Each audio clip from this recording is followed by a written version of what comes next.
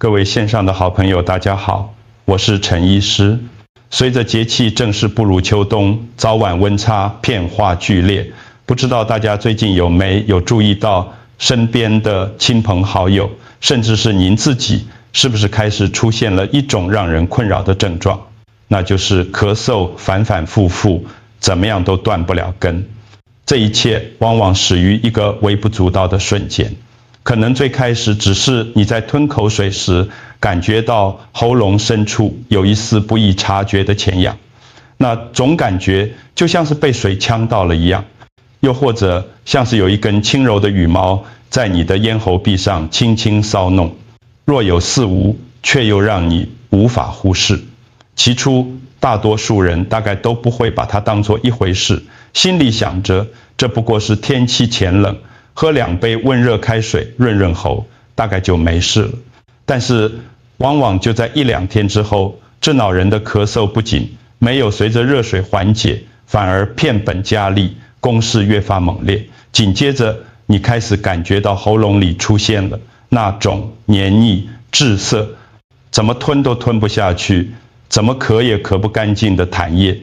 发展到了这个阶段，大多数台湾民众的第一个直觉反应，通常就是直接冲去家里附近的药局买成药，或是到诊所挂号拿个3天份的药，心里盘算着只要把自己包药吃完，症状压下来就没事了。然而最诡异也最让人心力交瘁的事情，往往就在这个时候发生。你乖乖地把药吃完了，当下确实感觉症状缓解了一些，咳嗽似乎被压制住了，但只要药效一过，或者是停止服药，甚至是在深夜万籁俱寂、气温骤降的时刻，那种深藏在喉咙深处如鬼魅般挥之不去的瘙痒感，就会突然间像洪水猛兽般汹涌而上，逼得你不得不立刻从温暖的被窝中跳起来，咳得撕心裂肺，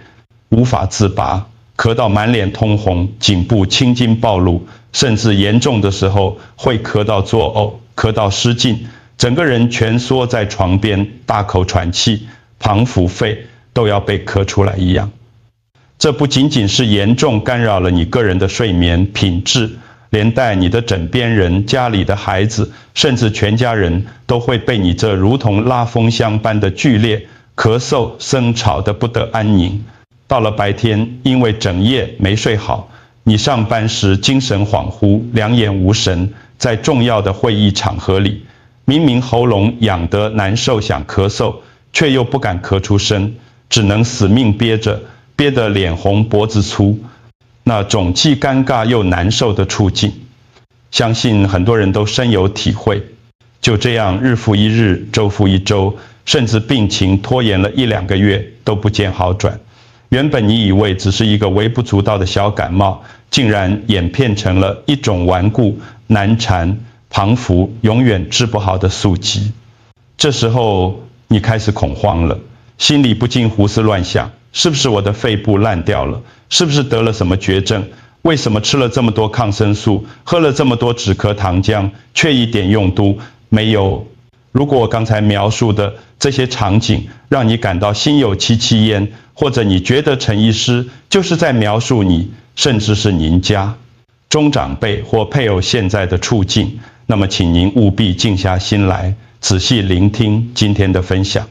在今天的内容里，我将要传授给各位一个流传了数千年的老祖宗智慧。这个方法就隐藏在我们家家户户的厨房角落里，是一个简单、经济、实惠，却又效果惊人的天然止咳良方。这个方法能够真正帮助你的身体从根本上解决问题，而不是像许多化学药物那样，只是暂时性的掩盖症状，进行表面的压制。但在正式揭晓这个秘方之前，身为一名医师，我必须先帮助大家重新建立一个非常核心、非常关键的观念。如果这个观念没有扭转过来，你的咳嗽恐怕永远都治不好。这个观念就是咳嗽病不是我们的敌人。是的，您没听错，咳嗽病不是我们需要除之而后快的敌人，恰恰相反，咳嗽其实是我们身体最忠诚的守卫，是我们肺部演化出来最高级、最智慧的自我保护机制。请试助想象一下，如果有一天有一个小偷闯进了你的家里，你安装在门口的防盗警报器是不是会大声作响？在这个时候，作为一个理性的屋主，你的第一反价应该是什么？你会尽想办法抓住小偷，把他赶出去，对吧？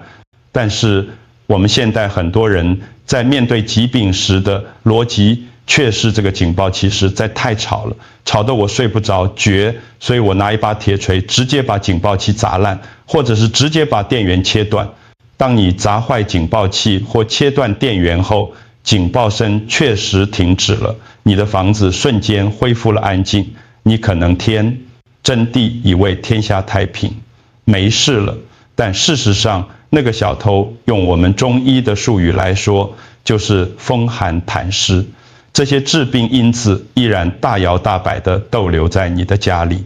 具体来说，就是滞留在你的肺部里作乱，他们躲在阴暗的角落，继续破坏你的家具，偷窃你的财物。现代主流医学中许多强效的镇咳药物，其实原理就像是这样，利用药物去麻痹我们大脑中的咳嗽，中枢强制让这个警报系统消音。表面上你看起来不咳了，舒服了，但那些触发警报的病原体寒气、雨痰浊却被牢牢地锁在了你的肺里面。其结果就像是闭门留寇，不仅没有斩草除根，反而让病根有机会潜伏在身体深处，日积月累，这些停滞的寒痰就可能发展成慢性支气管炎、气喘，甚至是更严重的肺部病变。更严重的问题在于，为什么很多人吃了药反而觉得身体越来越虚，咳嗽越来越难好？根本原因就在于你只是在疯狂地关掉警报器，却从来没有真正去抓那个小偷。而我们老祖宗的中医智慧采取的是一种完全不同的路径，我们强调的是顺势而为。既然身体想要透过咳嗽这个动作来排出废物，我们要做的不应该是堵住出口，反而是要把门打得更开，甚至递身体一把扫把，帮助它更彻底地把这些垃圾清扫出去。当肺部打扫干净了，没有异物了，警报器自然就会停止鸣叫，这才是真正的治本之道。那么究竟该如何帮助身体抓住这个小偷呢？首先，我们必须学会辨识小偷，这是最关键的一步，请大家务必听仔细，因为如果你这一步判断错误，后面的方法可能会适得其反。在中医里，关于咳嗽最基础也最重要的分类就是寒咳与热咳。我必须非常严肃地告诉大家，如果你无法区分这两者，你后续所有的保养和治疗都将会是南辕北辙，甚至可能火上浇油，把小病拖成大病。其实分辨的方法一点都不难，你不需要任何高科技的精密仪器，你的身体自然会给你最清晰的线索。首先，请观察你的痰，这是最直接的证据，也是身体给你的第一道讯息。如果你咳出来的痰是白色的，甚至是透明的，质地比较稀薄，像清鼻涕一样，有时候还夹杂着许多细小的白色泡沫，这就是典型的寒咳。这意味着你的肺部正处于寒凝的状态，就像冬天的水管结冰一样，寒气与湿气凝结，阻碍了津液的流动，导致它们聚集成痰。反之，如果你的痰是黄色的，甚至是绿色的，质地非常浓稠，像强力胶一样黏，你咳了半天，咳到脸红脖子粗，它还是牢牢地卡在喉咙里，咳不出来，这就是热咳。这代表你的肺部正在发炎、化脓，处于一种高热的状态。第二，你可以听声音并感受喉咙的感觉。寒咳的声音通常比较重浊低沉，感觉像是从胸腔深处发出来的闷响，而且你的喉咙通常会觉得痒，那是一种难以忍受旁浮有蚂蚁在爬的瘙痒感，一痒你就忍不住要咳。而热咳的声音则截然不同，通常比较高亢、急促，听起来像狗吠一样短促有力。喉咙的感觉通常不是痒，而是痛，是一种灼热的刺痛感，连吞口水都觉得痛，甚至可能伴随着声音沙哑。第三，你要留意全身的症状。寒咳的人通常会怕冷，你会觉得背部发凉、手脚冰冷，喜欢喝热水，流出来的鼻涕也是清澈的，身体通常不太流汗，因为寒气把毛孔都闭住了。这时候如果你照镜子，你的舌头和舌苔绝对是呈现白色、水滑的样子。而热咳的人则是身体发热，甚至发高烧，你会觉得口乾舌燥，想喝冷饮，舌头颜色会很红，舌苔则是厚厚的一层黄色。好了，重头戏来了，我们今天要介绍的这个绝妙方子是专门针对现代社会中占绝大多数的寒咳所设计的。为什么我说现代人多半是寒咳呢？这跟我们台湾人的生活习惯有着密不可分的关系。大家试想一下，在台湾3步1间手摇饮店，我们是不是不分季节、不分场合，经常人手一杯冰凉的珍珠奶茶？在享受冰淇淋刨冰的同时，我们是不是又长时间待在冷气房里，享受着人工制造的凉爽，甚至睡觉时冷气直吹头脚？中医讲形寒饮冷则伤肺，肺脏是人体最娇嫩的脏腑，我们称之为娇脏，它最怕冷也怕热，但更怕这种人为制造的寒湿之气。当这个种内外夹击的寒湿环境在我们体内形成时，我们的阳气，也就是免疫力，就会不断地被消耗。一旦天气稍微变化，或者你身体疲劳时，内外的寒气与肺部原本喜欢温暖的特性相冲，肺部的防御机制立刻就会崩溃。所以为了自救，身体会开始剧烈咳嗽，试图把这些寒气排出去。这个时候，如果你不懂身体的苦心，还继续吃生冷的食物，或者用寒凉性质的抗生素、消炎药去压制，那简直就是雪上加霜，把寒气逼得更深，深入骨髓。那么究竟是什么神仙妙方可以帮助我们的身体散寒、温肺、化痰祛湿呢？这个方子的主角就是我们厨房里最常见的2样东西：老姜与大蒜。而且这里有一个非常关键、带点神秘色彩的步骤，大蒜必须带皮烤过。千万别小看这2样食材的简单，这看似平凡的组合，其实蕴含了极为精妙的中医配伍哲学。首先，我们来看这帖方子的君药老姜。请注意，一定要用那种表皮前皱、姜味浓烈的老姜，也就是我们俗称的姜母。千万不要用那种嫩嫩的生姜、紫姜，因为嫩姜只能开胃去腥。驱寒的力道远不如老姜。老姜性味辛温，主要入我们的肺经和脾胃经。它在这道汤里有2大功能，第一是发汗解表，它的辛辣味可以打开我们紧闭的毛孔，让风寒邪气随着微微的汗水排出去。第二是温肺化饮，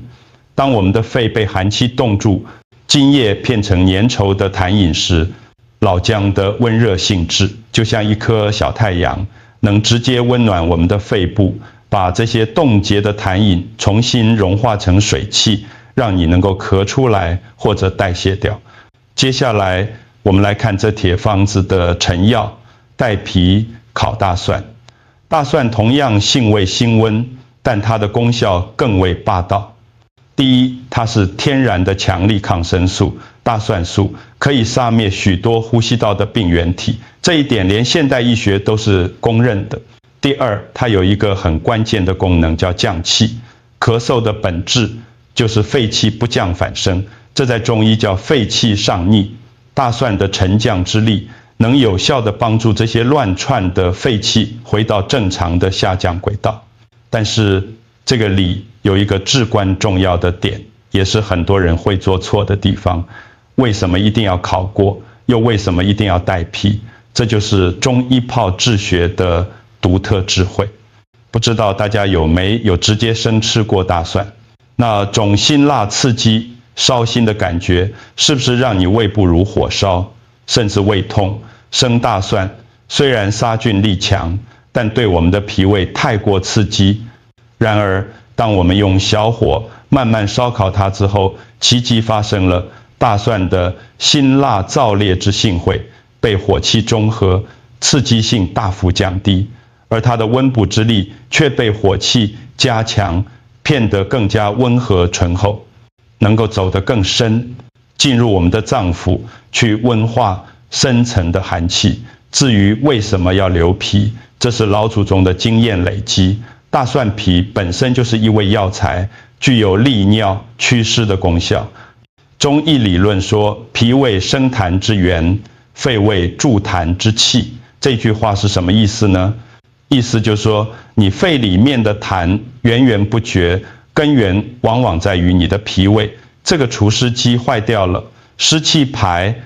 不出去，聚集成痰，最后才堆积在肺里。用带皮的大蒜，等于是一边温肺化痰，一边还能健脾祛湿，从源头上改良生痰的土壤，这才是真正的治本。老姜开毛孔排表寒，烤大蒜入肺脏，清生成寒痰并降气，两者一表一里，配合得天衣无缝。最后我们加上一个佐使药黑糖或红糖。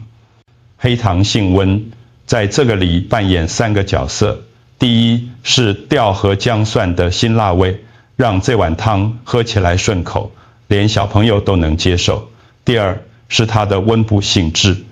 第三则是能够缓和姜蒜对肠胃的潜在刺激，并且补充身体的能量，让我们更有体力去打赢这个场仗。解说了这么多原理，相信大家已经迫不及待想知道具体的制作步骤了。为了最实用的操作，请大家务必拿笔记下来。首先，我们准备材料非常简单。第一，老姜约3到5片，请挑选那种皮皱皱的、姜味很重的老姜，洗干净后连皮切成约硬币厚度的薄片。再次强调，千万不要去皮。中医说姜皮性凉，姜肉性热，但这里的凉是指它能利水消肿，刚好配合我们治痰湿的目标。第二，带皮大蒜3到5瓣，保持整颗完整。如果是紫皮大蒜，效果更佳。第三，黑糖或深色红糖1小匙，依个人口味调整。第四，清水1碗半，约300到400毫升。好，我们开始制作，请大家跟着我的步骤，一步都不能马虎。第一步，也是最关键的一步，烤大蒜。请打开你的瓦斯炉，转到最小火，用夹子或掌筷子夹着准备好的整颗带皮大蒜，耐心的在小火上来回翻转烧烤。这需要一点耐心，不要急。如果你怕烫手，也可以把大蒜直接丢进前灶无油的平底锅里，开最小火，慢慢前煸。烤到什么程度呢？烤到蒜皮呈现浅焦黄色，甚至有些地方焦黑也没关系。最重要的是，你能闻到一股浓郁的熟蒜香味，而且按压蒜头感觉已经片软，熟透了，这样才算大功告成。这个泡制步骤是转化药性的关键，绝对不能省，也不能心急开大火烤成黑炭，那样就没用了。第二步，拍碎。烤好后，我们先把大蒜放在砧板上，用刀背轻轻拍裂，不需要拍成泥，只要裂开就好。这个小动作能让有效成分在煮的过程中更充分地释放到汤里，也能让蒜皮的功效发挥出来。第三步，烹煮。请准备一个小锅子，最好是陶锅，砂锅或不锈钢锅，尽量避免用铁锅，以免影响药性。然后把3到5片连皮拍裂的老姜、拍裂的烤大蒜以及1碗半的冷水放入锅中。第4步，火候控制。刚开始先开大火把水煮滚，一看到水滚了，立刻转成最小火，并盖上锅盖，保持微滚、冒小泡的状态，焖煮约10到15分钟。我要特别提醒大家，千万不要煮太久，因为姜的发汗解表功效主要来自于它珍贵的挥发油。如果你煮太久，挥发油散失殆尽，效果就会大打折扣。我们只需要煮到味道出来，大蒜的温性释放即可。第5步，调味。时间1到关火，请记得先关火，再加入1小匙黑糖，搅拌均匀至溶解。看，就是这么简单。这一碗热腾腾、暖心又暖肺的止咳神汤就完成了。那么，到底该怎么喝才能发挥最大功效呢？这里有几个重点，请记住，喝这碗汤的最佳时机是在睡前1小时。喝完之后，请立刻上床睡觉，盖好被子，让身体暖起来。接着，请静静感受那股暖流，你会觉得背部或身体微微发热。如果你能微微出汗，那请不要惊慌，也不要踢被子，这是体内寒气被成功逼出去的最佳证明。中医叫发汗解表，喝的时候请趁热喝，不要放凉了再喝，像品茶一样小口慢饮，让温热的药气滋润你的喉咙和肺部。在结束今天的内容之前，我必须给各位一个非常重要的提醒，这也是这铁方子能否有效的核心关键，可以说是救命条款。我再次强调，这个方子只适用于我们前面教大家辨别的风寒咳嗽，也就是白痰、清痰、怕冷、流清鼻涕、舌苔白的那种。如果你是风热咳嗽，也就是黄绿痰、喉咙剧痛、发高烧、舌苔黄厚的人，那么你绝对不能使用这个偏方。姜和蒜都是温热性质的，如果你已经是热咳，喝了这个只会火上浇油，让你的喉咙更痛，痰更黏，病情更严重，请切记这一点。如果您真的无法确定自己是哪种类型的咳嗽，建议您还是要咨询专业的中医师进行诊断。一般来说，对于初期的风寒咳嗽，这铁方子，如果你喝个2、3天，通常咳嗽就能好上一大半。但如果你是已经累积了几个月的慢性咳嗽，那就需要给身体多一点时间，